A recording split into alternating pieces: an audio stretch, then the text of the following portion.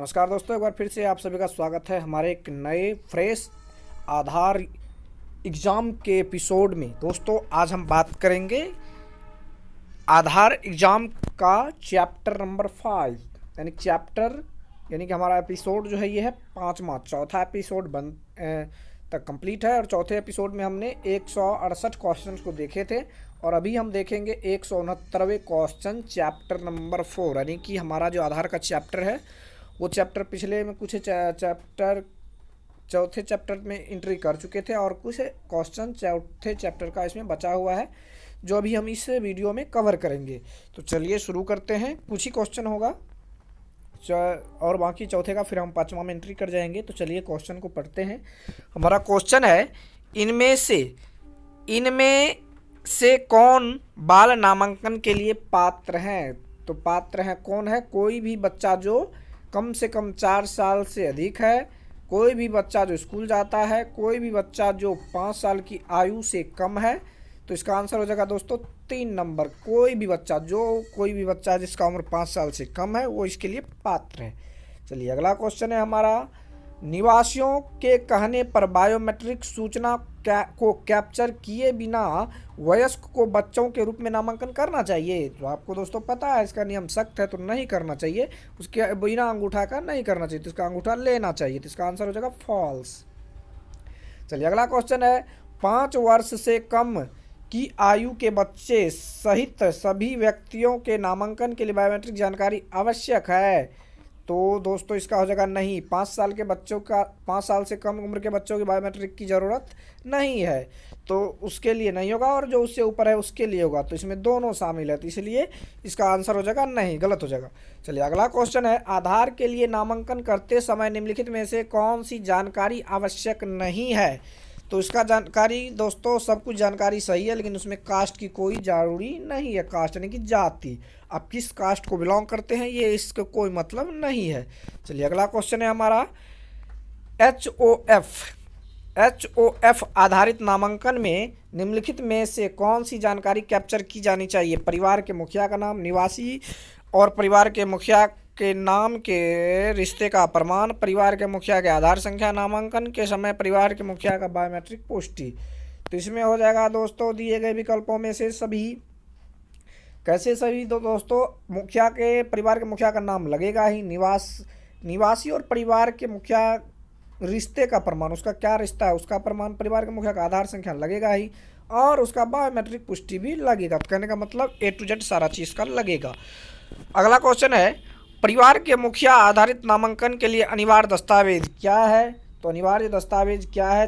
तो 1 और 2 में क्या है? तो निवासी और परिवार के प्रमाण, प्रमुख संबंध का प्रमाण, POR रिलेशन ऑफ प्रूफ का प्रमाण, और अगला है परिवार के मुखिया का आधार संख्या। तो आधार संख्या ये दोनों लगेगा ही लगेगा। तो इसका आंसर हो जाएगा 1 और 2। चलिए अगला क्वेश्चन है हमारा, बाल नामांकन के लिए अनिवार्य दस्तावेज क्या है। तो इसमें दस्तावेज उपयुक्त में दिए गए में से सभी, जन्म तिथि की प्रमाण पत्र, माता पिता में से किसी एक का आधार संख्या, बच्चे के माता पिता के संबंध का प्रमाण, उपयुक्त में सभी। कहने का मतलब इसके जन्म तिथि का प्रमाण और बच्चे का माता पिता में से कोई एक का आधार संख्या और उसके जो है संबंध का प्रमाण। तो ये हो गया दिए गए सभी। चलिए अगला क्वेश्चन है हमारा, बाल नामांकन के मामले में नामांकन फॉर्म में किस पते का उल्लेख किया जाएगा।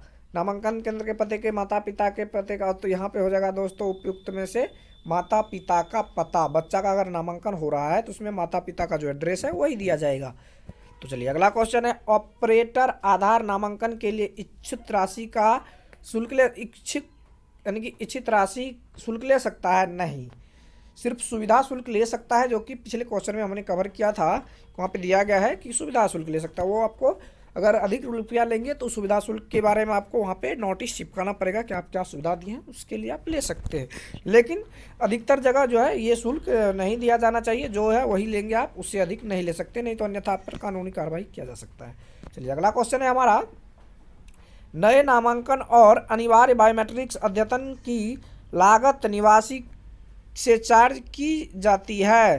तो इसका आंसर भी हो जाएगा दोस्तों फॉल्स। नहीं, हमने पहले भी बता दिया है कि सुविधा शुल्क का कोई शुल्क आप अलावे नहीं ले सकते। इसका भी आंसर फॉल्स होगा। चलिए अगला क्वेश्चन है हमारा,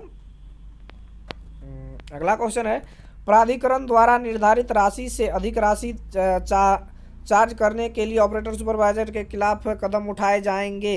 यस, एक और दो क्या उठाए जाएंगे कि प्रतिबंधीकरण एफआईआर किया जाए, और एफआईआर क्या है, पहली जांच रिपोर्ट, यानी कि एफआईआर भी हो सकता है, और प्रतिबंधीकरण यानी कि आपका ब्लैक लिस्टिंग भी हो सकता है। तो इससे आप गलती नहीं करेंगे, हम आपसे उम्मीद करते हैं। चलिए अगला क्वेश्चन है, निम्नलिखित में से निवासी के बायोमेट्रिक विवरण को प्रस्तुत करता है।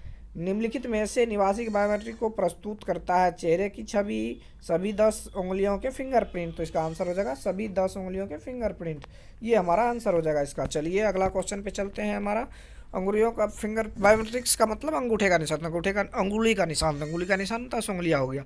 अब अगला क्वेश्चन है, निम्नलिखित में से कौन सा निवासी के जनसांख्यिकी विवरण का संदर्भ देता है।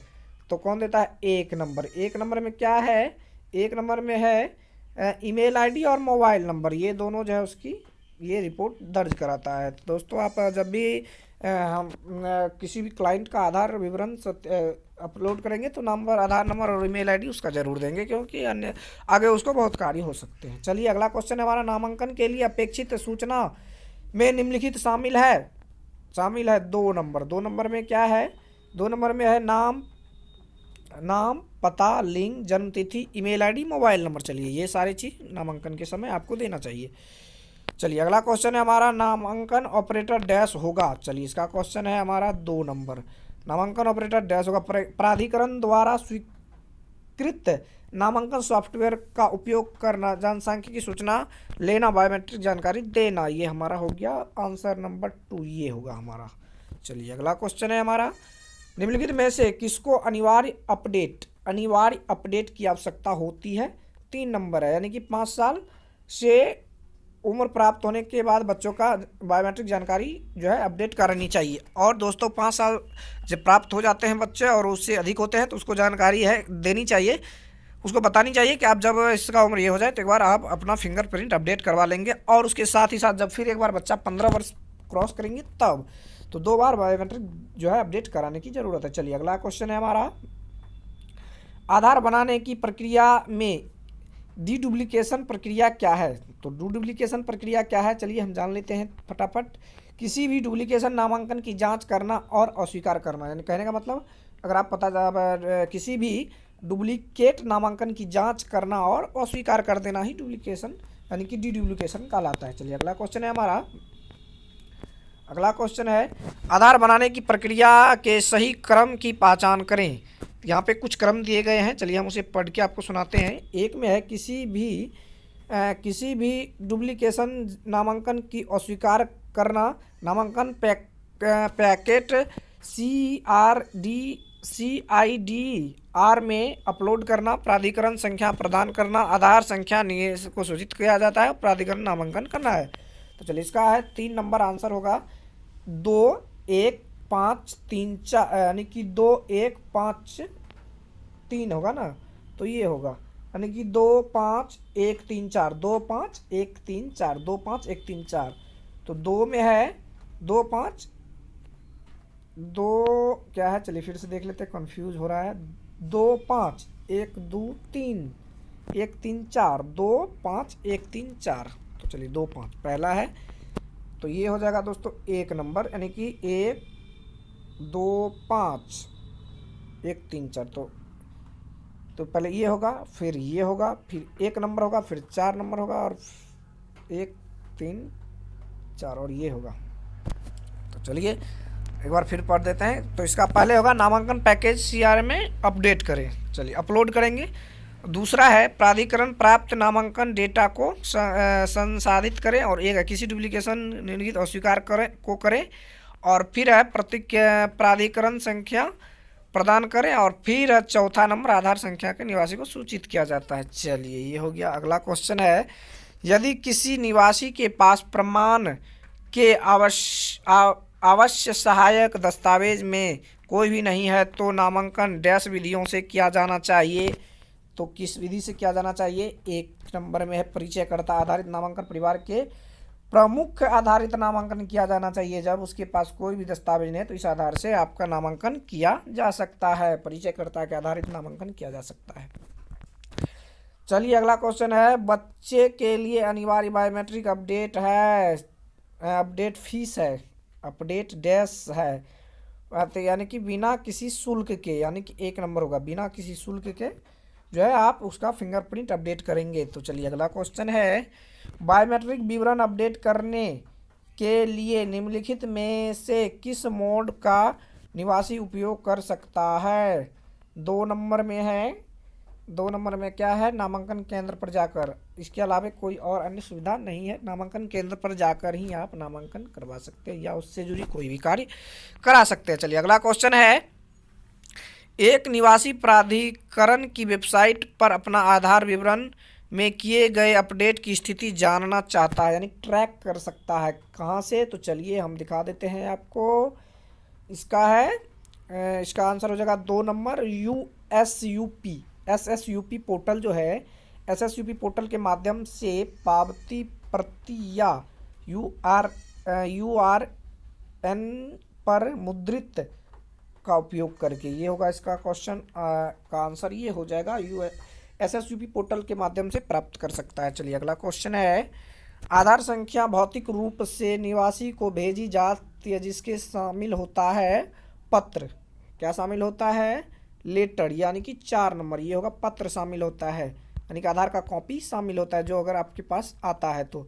चलिए अगला क्वेश्चन है हमारा, आधार अद्यतन अनुरोध नामांकन केंद्र में निवासी के डैश पुष्टि के बाद होता है, क्या पुष्टि के बाद होता है? आधार आधारित बायोमेट्रिक पुष्टि के बाद होता है। तो चलिए ये हो गया हमारा आंसर। चलिए अगला क्वेश्चन है, अगला क्वेश्चन है, ईमेल आईडी और मोबाइल नंबर आधारित डेटाबेस में निम्नलिखित मोड के द्वारा अद्यतन किया जा सकता है, किस? 1 नंबर का आंसर होगा इसका, नामांकन केंद्र पर जाकर ही इसका कोई आप इसमें मोबाइल नंबर ईमेल आईडी जुड़वा सकते हैं। कहने का मतलब ये पूछ रहा है कि आधार नंबर में मोबाइल नंबर ईमेल आईडी कहाँ से जुड़वाया जा सकता है, तो आधार केंद्र पर जाकर ही जुड़ाया जा सकता है, इसके अलावा कोई रास्ता नहीं है। चलिए अगला क्वेश्चन है, निवासी का पता आधार डेटाबेस में निम्नलिखित मोड के द्वारा अद्यतन किया जा सकता है, नामांकन केंद्र पर जाकर, यानी कि 3 नंबर दिए गए विकल्प में से सभी, इसका आंसर होगा नामांकन केंद्र पर जाकर, यूएसबी पोर्टल पर भी जाकर, क्या कह रहा है, डेटाबेस में निम्नलिखित मोड पर अद्यतन किया जा सकता है, तो आधार केंद्र पर भी और यूएसपी पोर्टल, यानी कि दिए गए में से सभी, इसका आंसर हो जाएगा, दोनों विधि से आप कर सकते हैं। हमारा अगला क्वेश्चन है, पंजीकृत मोबाइल संख्या अनबोर्डिंग एसएसयूपी पोर्टल के माध्यम से निवासी के अद्यतन करने के लिए अनिवार्य है, तो यहाँ पे हो जाएगा दोस्तों सत्य, 1 नंबर का आंसर होगा सत्य, यानी कि ट्रू। एसयूपी पोर्टल पर आप जब भी अपने से कोई भी डेटा का चेंज या करप्शन करेंगे, अपडेट करेंगे, तो उसके लिए आपके आधार में मोबाइल नंबर अनिवार्य होना जरूरी है, क्योंकि वो बिना ओटीपी के नहीं किया जा सकता। चलिए अगला क्वेश्चन है, ऑनलाइन मोड एसएसयूपी पोर्टल के माध्यम से नए मोबाइल नंबर को अपडेट करने के लिए निवासी पंजीकृत मोबाइल नंबर अनिवार्य है, तो इसका हो जाएगा दोस्तों 1 नंबर, 1 नंबर में है, मोबाइल नंबर एसएसयूपी पोर्टल का उपयोग अद्यतन नहीं किया जा सकता, यानी कि कहने का मतलब चेंज, आप मोबाइल नंबर चेंज नहीं कर सकते इस पोर्टल के जरिए, मोबाइल नंबर के जरिए आप दूसरा चीज़ कर सकते हैं लेकिन मोबाइल नंबर को चेंज नहीं कर सकते। चलिए अगला है, ओटीपी 1 टाइम पासवर्ड एसएसयूपी पोर्टल के माध्यम से पता अद्यतन जमा करते समय मोबाइल नंबर पर भेजा जाता है, तो इसका आंसर हो जाएगा 1 नंबर, आधार में पंजीकृत मोबाइल संख्या, यानी कि उसके जो आधार में पंजीकृत मोबाइल संख्या उस पर इसका जानकारी आपको मिल जाता है। अगला क्वेश्चन है, ऑपरेटर पर्यवेक्षक स्वयं के द्वारा उसकी मोबाइल नंबर अद्यतन कर सकते हैं, हर अद्यतन सबकी उसके जो भी हो स्वयं कर सकते हैं, तो इसका आंसर हो जाएगा फॉल्स, नहीं, आप सारा कार्य मोबाइल के जरिए नहीं कर सकते। एसोसिएट रिपोर्ट, यानी कि ऑपरेटर पर्यवेक्षक स्वयं के द्वारा आपकी मोबाइल नंबर अद्यतन कर सकता है, हर उसकी जो भी स्वयं कर सकते हैं, नहीं, ये स्वयं नहीं कर सकते। कहने का मतलब ये जो है आप उसके भी फिंगरप्रिंट के बिना नहीं कर सकते ये सब कार्य। चलिए अगला क्वेश्चन है हमारा। अगला क्वेश्चन है ऑपरेटर पर्यवेक्षक सिस्टम में अतिरिक्त जानकारी जोड़ सकते हैं बिना निवासी के? नहीं जोड़ सकते बिना निवासी के। इसका भी हो जाएगा फॉल्स। निवासी का आप कुछ भी नहीं कर सकते। चलिए अगला क्वेश्चन है निवासी पंजीकृत मोबाइल नंबर का उपयोग कर निम्नलिखित तरीके से के माध्यम से अद्यतन आधार प्राप्त कर सकता है? हाँ बिल्कुल कर सकता है। एक और दो है इसका आंसर। ई आधार डाउनलोड करके, और अगला है आधार डाउनलोड एम आधार दोस्तों एक ऐप है जिसके ज़रिए आप आधार से जुड़ी सभी कार्य को कर सकते हैं। ये UIDAI द्वारा प्रमाणित ऐप है, इसलिए आप ऐप के जरिए कर सकते हैं और एक आधार की ऑफिशियल वेबसाइट से कर सकते हैं। ई आधार डाउनलोड कर सकते हो। चलिए अगला क्वेश्चन है निवासी डाक सेवा का उपयोग कर जनसंख्या अद्यतन को प्राप्त कर सकता है? तो इसका आंसर हो जाएगा नहीं। आप डाक सेवा से कोई भी सहायता नहीं ले सकते इसके विभाग में। कहने का मतलब डाक सेवा एक सिर्फ कुरियर सर्विस करता है आधार के जरिए। आने वाले समय में आधार का काम जो है सुनने में ऐसा आया है कि आधार का काम भी दिया जाएगा, लेकिन डाक सेवा जो है ये सिर्फ हमारे को आधार का जो है अब तक पहुंचाने का कार्य करता है। चलिए अगला क्वेश्चन है संबंधित क्षेत्र में निवासी की जन्म तिथि दिन महीने और डैश को इंगित करने का रिकॉर्ड है साल यानी कि वर्ष। यहाँ पे देख लीजिए आप वर्ष, ये रहा आंसर। इसका आंसर हो जाएगा वर्ष। चलिए अगला क्वेश्चन है हमारा। अगला है यदि नामांकनकर्ता द्वारा प्रस्तुत दो दस्तावेज नामों में भिन्न हैं तो नामांकनकर्ता के डैश में रिकॉर्ड किया जाना चाहिए? किस चीज़ में? पूरे नाम को रिकॉर्ड किया जाना चाहिए। चलिए इसका आंसर हो गया पूरे नाम में रिकॉर्ड किया जाना चाहिए। चलिए अगला क्वेश्चन है उपलब्ध बॉक्स में पुरुष महिला या ट्रांसजेंडर का उल्लेख करने नामांकनकर्ता द्वारा घोषित किए गए रिकॉर्ड में अनुसार एजेंसी द्वारा डैश दर्ज किया जाना चाहिए, लिंग दर्ज किया जाना चाहिए, यानी कि कौन सा लिंग है वो दर्ज किया जाना चाहिए। चलिए ये दोस्तों हम 5वें चैप्टर में एंट्री कर चुके हैं। यहाँ से अब देख पा रहे होंगे यहाँ पे कैप्चर जनसांख्यिकी और बायोमेट्रिक्स विवरण में हम एंटर कर चुके हैं। तो यहाँ से हमारा 5वां अध्याय शुरू हुआ जिसमें कि हम 2 क्वेश्चन देख भी चुके हैं। चलिए अगला क्वेश्चन है हमारा यहाँ पे। अगला क्वेश्चन है ग्रामीण क्षेत्र में आवासीय पता रिकॉर्ड करते समय निम्न में से किन क्षेत्र को खाली छोड़ देना चाहिए? 2 नंबर, पंक्ति नंबर 2 को खाली छोड़ देना चाहिए। चलिए अगला क्वेश्चन है हमारा आवासीय पते में पता पंक्ति 4 में निम्नलिखित में से कौन सा विवरण दर्ज किया जाना चाहिए? तो इसमें होगा पिन कोड। क्या दर्ज किया जाना चाहिए? ओहो, मुख्य पहचान चिन्ह यहाँ पे दिया जा रहा है कि मुख्य पहचान चिन्ह दर्ज किया जाना चाहिए। पिन कोड यहाँ पे नहीं होगा, मुख्य पहचान चिन्ह होगा दोस्तों। एक क्वेश्चन।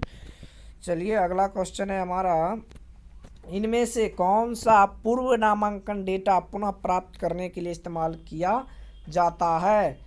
इनमें से कौन सा पूर्व नामांकन डेटा प्राप्त करने के लिए किया जा सकता है? तो 1 नंबर में है दोस्तों पूर्ण यानी कि पूर्व नामांकन आईडी, पूर्व इनरोलमेंट आईडी जो है उसके जरिए आप जान सकते हैं उसका सारा चीज़ पहले से क्या हुआ है। चलिए अगला क्वेश्चन है जब क्षेत्र का डैश दर्ज किया जाता है तब गांव, कस्बा, शहर, BTC सभी चीज़ स्वतः चले आते हैं। तो इसमें हो जाएगा दोस्तों पिन कोड। आप जैसे पिन कोड डालेंगे तो वहाँ के सारे चीज़ ऑटोमेटिक आप में शो कर दिया जाएगा। तो यहाँ पे आप क्या भरेंगे? पिन कोड भर लेंगे। चलिए दोस्तों पिन कोड इसका आंसर हो गया। अगला क्वेश्चन पे हम चलेंगे। अगला क्वेश्चन है जब एक निवासी सही जन्म तिथि नहीं दे पाता है तब आप क्या करेंगे? तो इसका हो जाएगा निवासी द्वारा उल्लेखित जन्म तिथि आयु को दर्ज कर लेंगे। चलिए अगला क्वेश्चन है डैश को यह सुनिश्चित करना होगा कि समीक्षा के दौरान स्टेशन पर प्राप्त प्रत्येक ऑपरेटर के पास महत्वपूर्ण बिंदु की एक प्रति जांच के लिए उपलब्ध हो। इसका आंसर हो जाएगा 1 नंबर नामांकन एजेंसी पर्यवेक्षक। चलिए अगला क्वेश्चन है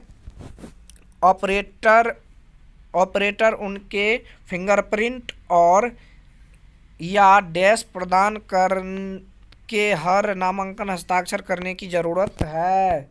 तो अगला है दोस्तों, इसका हो जाएगा आँख की पुतली का स्कैन करेंगे और तभी जाकर होगा। तो चलिए अगला है, निम्नलिखित क्षेत्र में से कौन सा परिचयकर्ता आधारित सत्यापन के मामले में सक्रिय हो जाएगा। इसका हो जाएगा दोस्तों 2 नंबर, इसका आंसर होगा 2। चलिए ये हो जाएगा परिचयकर्ता या परिवार का मुखिया, इसका आंसर ये हो जाएगा परिचयकर्ता या परिवार का मुखिया। तो चलिए अगला क्वेश्चन है हमारा, नामांकन एजेंसियों को बायोमेट्रिक डेटा कैप्चर करने के लिए डैश द्वारा प्रमाणित बायोमेट्रिक डिवाइस का उपयोग किया जाना चाहिए। तो इसका आंसर हो जाएगा दोस्तों 2 नंबर, यानी कि STQC। दोस्तों क्वेश्चन सेम आया था जिसमें दिया गया था UIDAI, तो हम मानेंगे कि UIDAI द्वारा ही प्रमाणित किया वह डेटा जो है डिवाइस जो हम यूज करेंगे। आप ऊपर में देखे भी होंगे, लेकिन यहाँ इसका आंसर STQC दिया गया है इसके माध्यम से, तो हम कोशिश करेंगे कि UIDAI ही देंगे, ये सही होगा। चलिए अगला क्वेश्चन है हमारा, फिंगरप्रिंट कैप्चर करने के लिए कैप्चर सक्षम करने के लिए उंगली को डैश पर सही ढंग से रखनी जानी चाहिए। किस पर रखी जानी चाहिए? तो ये प्लेटिन पर सही रूप से रखी जानी चाहिए। इसका आंसर है प्लेटिन। चलिए अगला क्वेश्चन है, खड़े होकर फिंगरप्रिंट सबसे अच्छा कैप्चर किया जा सकता है। यस, बिल्कुल सही बात है कि अगर आप खड़े होकर फिंगरप्रिंट देंगे तो आपको सुविधा होगा। चलिए अगला क्वेश्चन है, चेहरे की छवि लेने के लिए नामांकनकर्ता की डैश लेनी चाहिए, ललाट मुद्रा में तस्वीरें लेनी चाहिए। इसका आंसर ये हो जाएगा। चलिए अगला क्वेश्चन है, मानव ऑपरेटरों के लिए डैश के साथ चेहरे की छवि का विश्लेषण और पहचान करना मुश्किल है। 3 नंबर है, यानी कि खराब रोशनी के कारण। इसका खराब रोशनी, इसलिए आधार सेंटर पर खराब रोशनी नहीं होनी चाहिए। तो दोस्तों हमारा अगला क्वेश्चन है यहाँ पे, यदि व्यक्ति आम तौर पर चश्मा पहनता है तो यह सिफारिश की जाती है कि तस्वीर डैश ली जाए, चश्मा के साथ ली जानी चाहिए क्योंकि वो पहनता है रेगुलर तब। चलिए अगला क्वेश्चन है, चेहरे की छवि को कैप्चर करते समय चेहरे की किसी भी हिस्से को छुपाने वाले डैश का उपयोग करने की अनुमति नहीं है। सामान की अनुमति नहीं है। इसका आंसर हो जाएगा सामान। चलिए अगला क्वेश्चन है हमारा, आइरेज कैप्चर करने के लिए डैश कैप्चर डिवाइस को संभालेगा, ऑपरेटर डिवाइस को संभालेगा। कहने का मतलब जब आप आधार का काम कर रहे होंगे तब अगर आपको डिवाइस पकड़ने की ज़रूरत है तो कौन पकड़ेगा? ऑपरेटर स्वयं से डिवाइस को पकड़ेगा। चलिए अगला क्वेश्चन है, आइरेज कैप्चर प्रक्रिया डैश प्रकाश के प्रति संवेदनशील है। तो यहाँ होगा आंसर दोस्तों 2 नंबर में है परिवेश इसका आंसर हो जाएगा सिंपल में, यानी कि यहाँ दिया गया है प्रक्रिया परिवेश प्रकाश में प्रति संवेदनशील है। अगला क्वेश्चन है, चेहरे की छवि को कैप्चर करते समय धार्मिक कारणों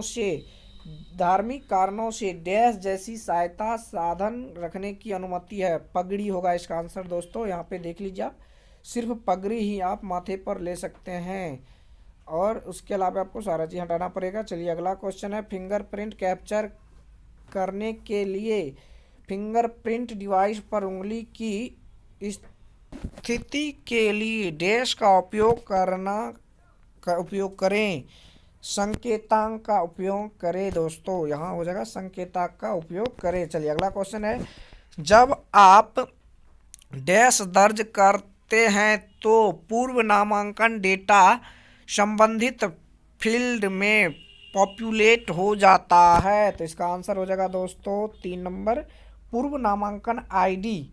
जैसे कि पहले से उसका अगर नामांकन किया हुआ है तब ऐसा पॉपुलेट हो जाता है। तो चलिए अगला क्वेश्चन है, यदि सत्यापन का प्रकार परिचयकर्ता आधारित है, परिचयकर्ता का डैश दर्ज किया जाएगा।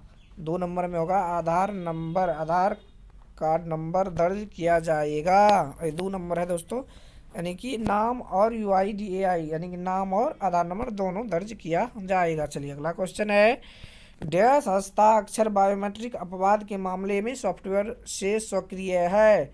एक नंबर क्या है? पर्यवेक्षक का, ये इसका आंसर हो जाएगा पर्यवेक्षक का। चलिए अगला क्वेश्चन है हमारा, यहाँ पे डैश को कैप्चर करने के लिए कैप्चर डिवाइस को ऑटो फोकस और ऑटो कैप्चर फंक्शन का उपयोग करना चाहिए। तो किस चीज़ का? 2 नंबर होगा, चेहरे की छवि के लिए ये ऑटो फोकस की सुविधा देनी चाहिए। तो दोस्तों बस आज का एपिसोड जो है वीडियो यहीं तक के लिए है। 227 क्वेश्चन हमने इस वीडियो में आ गए हैं। इसमें 4 और 5 का कुछ है, आगे फिर हम 5 चैप्टर का भी देखेंगे। तो अभी हम फिलहाल 227 तक ही रहने देंगे और अगला जो हमारा होगा वो होगा 228 से शुरू होगा। तो दोस्तों वीडियो कैसा लगा कमेंट करके बताइए। वीडियो को धीरे धीरे देखिए, पीछे करके एक बार 2 बार देखिए, गारंटी ही आप परीक्षा को पास करेंगे, ये हमारी आपसे शुभकामनाएं हैं। और अपने दोस्तों मित्रों के साथ शेयर करें जो इस प्रकार की एग्ज़ाम के लिए तैयारी कर रहा है। वीडियो को अधिक से अधिक शेयर करें और वीडियो को अंत तक देखने के लिए आप सभी का दिल की गहराइयों से बहुत बहुत धन्यवाद। जय हिंद, जय भारत।